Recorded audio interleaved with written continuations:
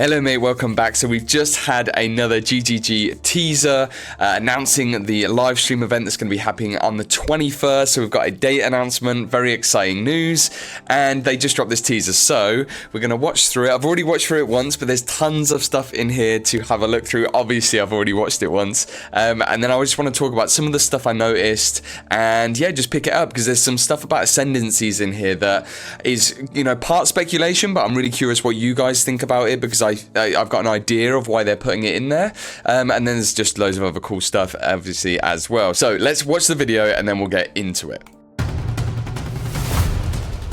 More than 10 years ago, we had a dream to make the best action RPG ever. Made with all the lessons we learned from PoE 1 and with the passion from our talented team, we believe Path of Exile 2 is the realization of that dream. Yes, 100% it is. We want to thank you for being on the journey with us so far. And to think, this is just the beginning.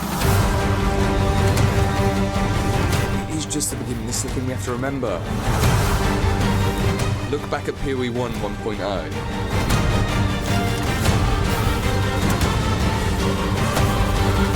So epic. They're giving us so much.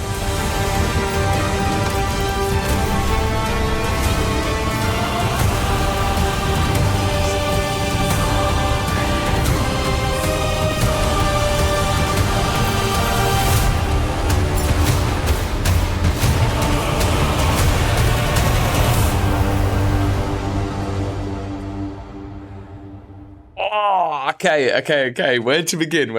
Okay, right. First up, just in case you haven't seen it, the date. So it's going to be 12 p.m. PST on the 21st of November. And then immediately, I just want to talk like very, very quickly about this, right? This end shot. Now, they could just be doing this for promotional purposes. However, that is not like GGG. They like to recycle assets. They're not big on like doing marketing. They've never done marketing cinematics in the past. So if they were generating cinematics, why wouldn't they be for inside the game?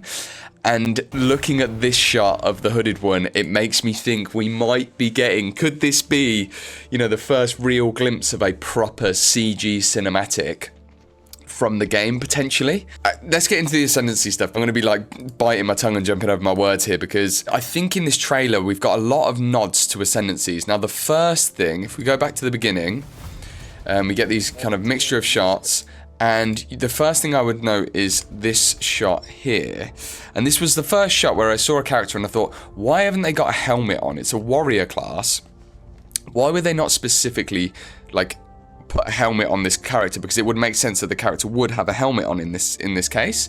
And I think it's because they are showing us the character, and we'll see this same character model later in the video where he's got this kind of like white hair and like a white goatee. That's the first time to my knowledge that we've seen that effect on the character, and I think it's because they're showing off an ascendancy. I think this character has ascended and you're gaining like a new character model, like some slight visual changes to the character model based on the ascendancy. All of this stuff is just speculation, but I'm just hyped. I'm so hyped from seeing all this stuff, and I'm thinking, okay, what could it be? Is it either Ascendancies, because we know they want to add a lot of like visual changes and stuff to the characters based on, you know, unique items that you equip. Well, why would that be any different for Ascendancies? Okay, this is the big one, people. So I will pause it. If we look at this coming up shot of this character here, I think when I first watched this, and when I'm sure like you guys probably first watched this,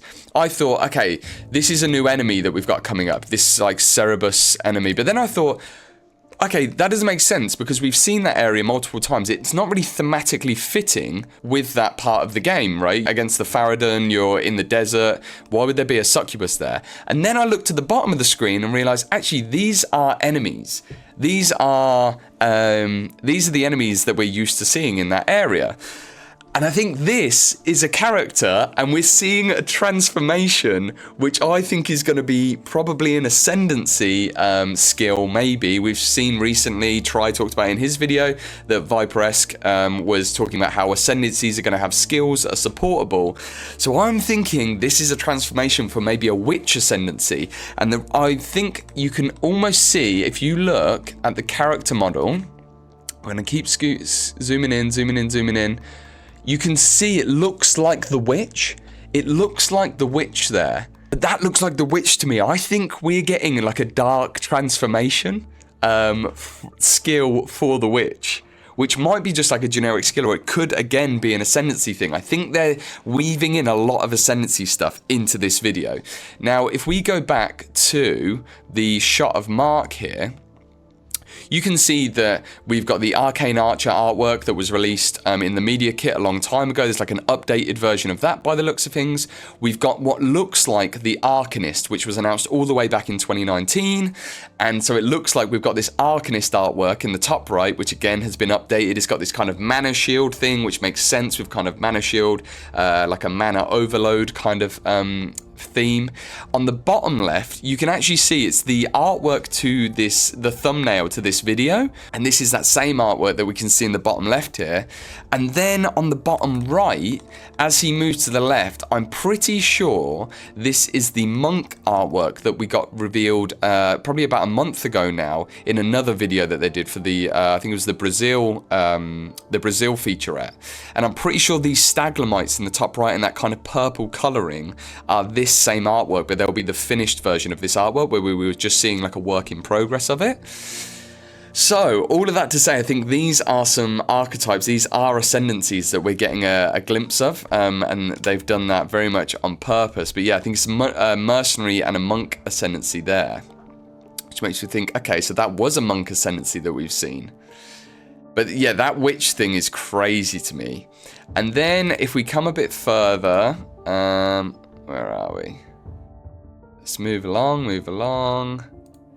All of this stuff looks so good. There's so many bosses. They've updated a lot of the bosses. That obviously looks like, it does look like Breach. It looks like there's that purple energy there. Looks like probably maybe like the introduction to Breach. Maybe this is where we first come into contact with the mechanic, or with even just like the idea of Breach in the game. And then that is obviously some sort of like, we have Comet, the charged sorceress skill. We have Meteor. We're going to have like a Meteor skill, which we saw ages ago with like a rain of meteors in one of the Act 2 locations from like 2019, the early reveal. And then we've now got this charged up lightning version, I think, of that same kind of skill, a channeled long cast time lightning skill. All right, so if we go through, obviously it's got some teasers to some new bosses there. This made me think maybe this is something to do with Blight, this boss here. It looks like it's in the first area, so maybe they've potentially had content that they've had lined up, ready to add to like Act 1, because this wouldn't surprise me if this was in Act 1. It looks very in theme with the sort of undergrowth area that we see the Devourer fight in.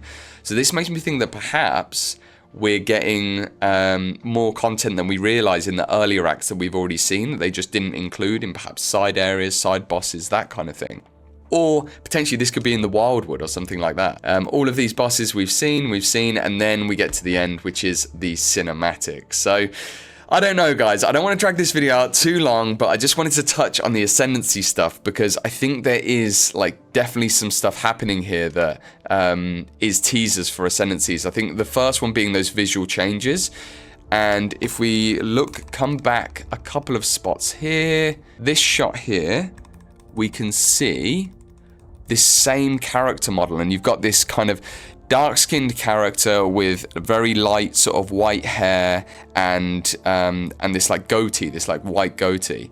And I don't think this is the base warrior model. So what it's making me think is this is an Ascendancy you pick, let's say like the Earthshaker, and you can see the Earthshaker artwork here. And you can start to see why I'm thinking this. It seems pretty obvious that this is, you know, a one-to-one for that Ascendancy. So I think yeah, they're showing us the early Ascendancies. We're probably going to get one for each class in the initial kind of release. As Jonathan said in a recent interview, they're going to be putting out a lot of content very quickly during the early access process, or they're at least expecting to. And so, yeah, it's just very exciting to think that, and I think then this is why they're showing off the Arcanist sort of, you know, I think this is just a bit of a showcase to say, hey, this is essentially going to be the Arcanist, like character model, or, you know, whatever. Maybe this is a powered up spell from the Arcanist. Or, you know, maybe something crazy like the Arcanist converts all of the other element spells into lightning versions of them, or something crazy like that. Who knows?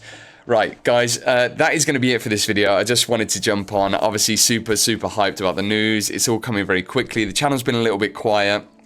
Just to give you a bit of, context of where I've been at. I've been working a lot. So since the delay, I basically took on a lot more work, and I've just been trying to save up and spent a lot of time working. So I did manage to get the magazine. I have got it here, and I'm very excited to have got my hands on it. Really, it's a bit of a collector's item for me. But I have done a breakdown of this whole article. There's a ton of stuff in here. I'm sure you guys have seen some of the other videos, but I'm gonna have a video coming out about that as well, just my own sort of takes and some insights that I sort of found in it. But yeah, just filling the time now until next Thursday. So we're going to be doing a live stream of GGG Live on the night. Super excited, can't wait to discuss it, go into depth of all the things they're going to talk about. We know they're going to cover Endgame, they're probably going to cover Ascendancies. I think that's a big thing from this, as well as all the other stuff that's going to come out of left field that they're going to be talking about supporter packs.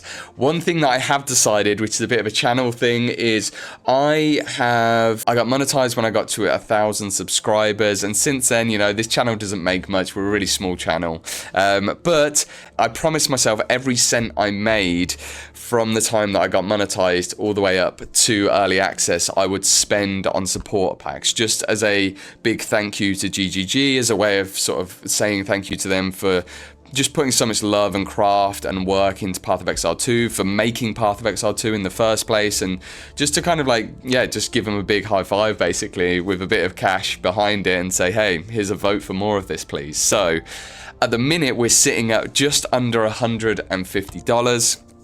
And like I say, every bit of money that we get up until early access on the 6th, we're just going to put it all in. Who knows, we might get to like a $200 supporter pack by that time, which would be cool. And yeah, we'll see what we get with it. But yeah, I thought what better way, kind of like poetic way, to just say thank you than sending them some dough. And so from me, I just want to say thank you to you guys for watching this content and making it even possible to have $100 to spend on supporter packs. It's more than I ever expected, really, when I started the channel, and I'm obviously very excited to see what the next few months are going to hold. So yeah, thank you again for supporting the channel, for watching the content, for getting involved, and just sharing my love for the game and game design and stuff like that. It means a lot to me. It feels like finding a community that's kind of been out there for ages. We've all been playing PoE for a very long time, but I've just been sort of doing it in silence. So it feels great to share that journey with you all, and it has been a long journey, and we're closer than ever. So